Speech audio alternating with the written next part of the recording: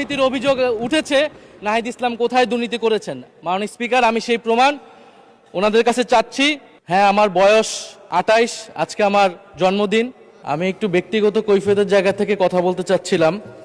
আমাদের মাননীয় সংসদ সদস্য ওনার বক্তব্যে বললেন অন্তর্বর্তী সরকারের সময় দুর্নীতির অভিযোগ, এবং এই সময় এই জায়গায় তো অন্তর্বর্তী সরকারের আমি ছিলাম, কিছু সময়ের জন্য উপদেষ্টার দায়িত্বে ছিলাম, আরও দু একজন ছিলেন, আমাদের মাননীয় এখন বর্তমান পররাষ্ট্রমন্ত্রীও ছিলেন, অ্যাটর্নি জেনারেল ছিলেন।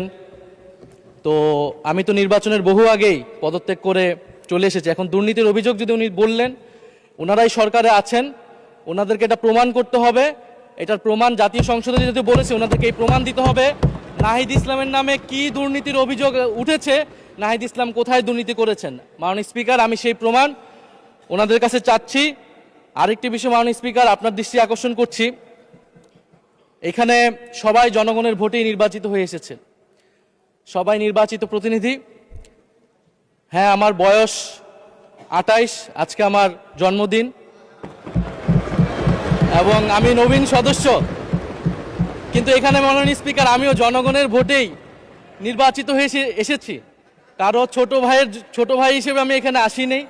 ফলে সবাই মাননীয় সংসদ সদস্য হিসেবে সবাই যে সম্মান মর্যাদা প্রত্যাশা করে, সবাই যেটা পায়, আমরাও কিন্তু সে একই জিনিস প্রত্যাশা করি। ধন্যবাদ। এটি আপনি মাননীয় স্পিকার দেখবেন।